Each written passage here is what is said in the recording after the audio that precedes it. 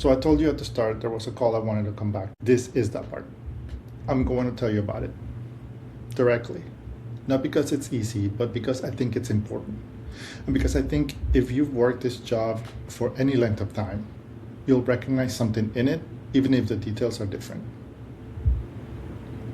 So, it was spring break a few years back, early 2000s. I just started EMS.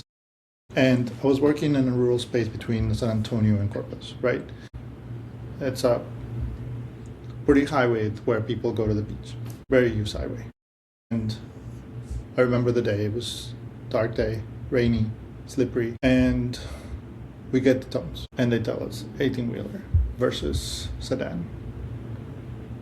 Heavy 18-wheeler with a heavy load had crashed into a small sedan. And there were two patients in the vehicle. One was out, the other one was pinned in.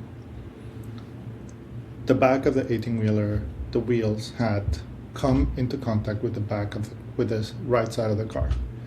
And the passenger ended up getting pinned underneath the wheels. So we get the call. It dropped, right? When you hear those tones and you hear those words, your heart drops. And you start thinking, okay, what am I going into? Anything for the next 30 seconds becomes closed and you're focused. You don't think anything else. You're thinking, what am I going to do? What's going to happen when I get there? What am I going to see? Is it going to be doing worth anything, or is that person dead? But you go anyway. You get there and you see the scene. Firefighters everywhere, removing the roof, securing the 18-wheeler. They're all just so busy.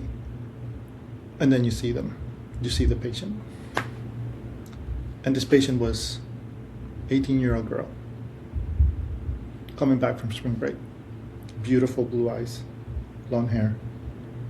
I remember her face exactly as it was when I saw her. And at the time, I wasn't a paramedic yet. I was just an EMT basic. I was just started my EMS career, not a few months before that. And there was not a lot that I could personally do. But whenever I hear that question, this is the story that I go back to. Because of this. I'm sitting there, paramedics starting IVs before they can take her out of the car, giving pain medication. And the girl holds my hand. And she looks me straight in the eyes with the most expression of fear that I have ever remember seeing. She holds my hand and she tells me, please don't let me die. What do you say to that? You see everything that's going on. You tell her, we're doing everything we can. We won't let you die. Then, things progress. Could remove the 18-wheeler. We can get her out.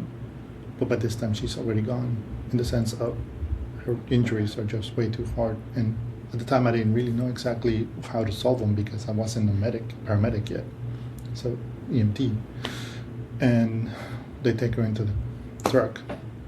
And I remember the closest trauma center was 2 hours away. Helicopters are not flying because of the weather.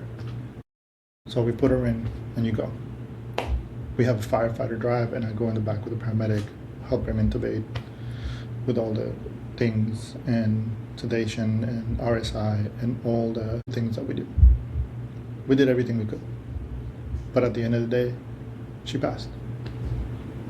And then you go back, right? She passed on the way to the trauma center and they called it when we get there.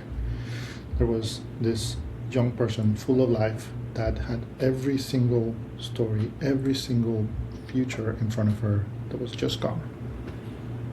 And that just wasn't just her, it's her family. She was somebody's daughter, somebody's sister, somebody's granddaughter, that their life has changed forever.